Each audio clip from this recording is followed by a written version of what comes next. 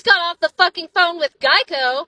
They increased my monthly insurance rate from $253 to $307 a month for my insurance.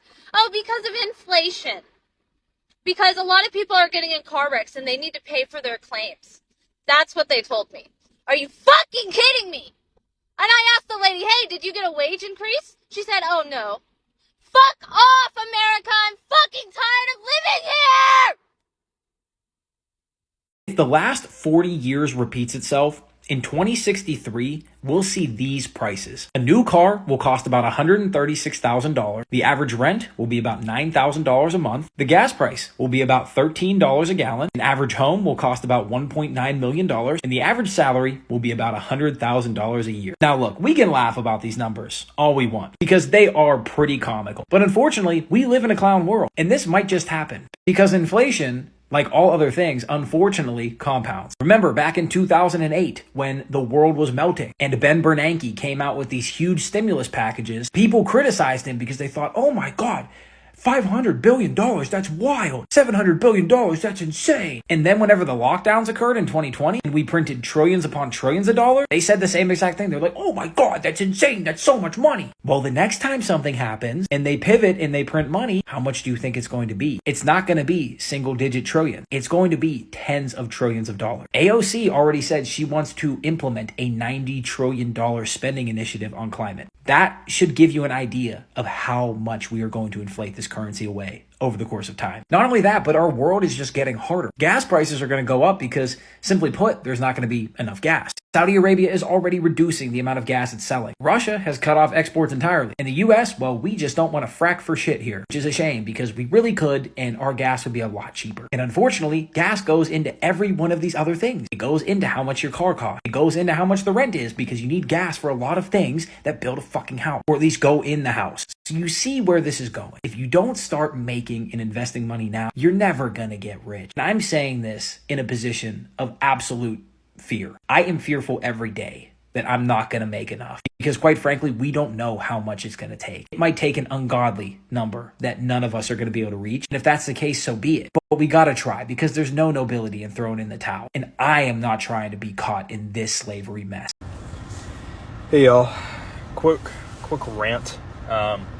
Just wanted to say I'm not Republican or liberal or anything, but this coming election, I'm going to vote for whoever promises to decrease the amount, the average U.S. citizen has to pay per month. Because right now, even in the Midwest, like compared to our pay, yearly is outrageous how much things are being charged. And I'm going to vote for whoever promises to combat inflation and who promises to work on decreasing the amount, because the young generation, we're screwed. Like, how are we going to ever afford to retire? We're not going to be able to. If rates are going the way things are going and the economy doesn't come back, I don't know what we're going to do. So I'm going to vote for whoever promised to work on that. Yeah. Dude, you know what I was thinking about, man? Like, it's getting too expensive to live anywhere. I mean, what are they just going to do? They just keep raising rents 10 to 20 to 30% every year. Where does it end? I mean, my girlfriend was living in this place, and it was not really that nice of a place. It was just an average apartment at best. It didn't really have many amenities. It didn't have a gym or any of that stuff. And it went from $2,000 to $2,500. That's a 25% increase year over year. Are you making 25% more money? I'm not. You think my boss goes up to me and he's like, you know what, man? I'm going to pay you 25% more. I know you got to pay the rent, Janny. No. So, dude, it's getting a little out of control. And, if we keep paying the rents, they're going to keep raising them. We need to rise up and say enough is enough, man. Because pretty soon, it's not going to end at $2,500. Next year, it's going to be $3,000. Then it's going to be $3,500. Then it's going to be $4,000. You could be paying $5,000 a month in rent in 5 years from now. You could be paying more than twice. Is your salary going to double? Okay, maybe your salary does double. What about the new person that just graduated from college and is trying to get a job for $40K, and now they have to pay $5,000 a month in rent. You think that's fair to them? Pretty soon we're not going to be able to live anywhere. We're going to have to move to like Ohio or something, man. Pretty soon we're all going to have to relocate to Ohio because that's the only place we're going to be able to live.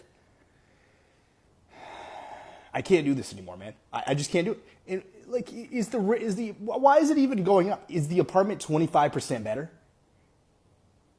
Are they giving you 25% more square footage? Huh? I'm waiting for your response. Look, man, it's just a little out of control. You gotta be. I think that's like the number one expense at this point. The number one expense at this point is just rent. You know, I mean, a lot of things are a lot more expensive, but rent is the majority of where everyone's budget goes. So we need to implement a solution of some kind because pretty soon, you know, it's just not adding up. And you know what? People are just like, they're just adding more and more roommates to these places, you know? Dude, pretty soon we're going to have like 5 people in a 2-bedroom apartment or more, you know? Our quality of living is just going down in general. So we need to figure something out because this is not adding up. Inflation is sky high. Salaries are down low. Let's talk about it. I just got a job opportunity for $40,000, but it doesn't kick in for 13 months. First, you have to make $32,000. If we go back, let's say 40 years to what a lot of the boomers talk about, in 1983, $40,000 worth approximately $121,500 today. That seems reasonable. The issue is that the job today in 2023 pays $40,000 after a 13-month waiting period. That's not just a waiting period. You have to work that entire time and try to survive. And then make it even worse, if inflation continues at 8%, by that next 13 months when you get the $40,000, it's now devalued down to about $36,800, making it worth even less. How are we supposed to survive on this? Companies aren't paying anything. They're paying wages like it's 1983. Boomers, it's not 1983. You guys are the CEOs. Pay more money for the job so that people can survive. What are we doing out here? How are we supposed to survive on that amount of money? It's insane. Inflation's crazy.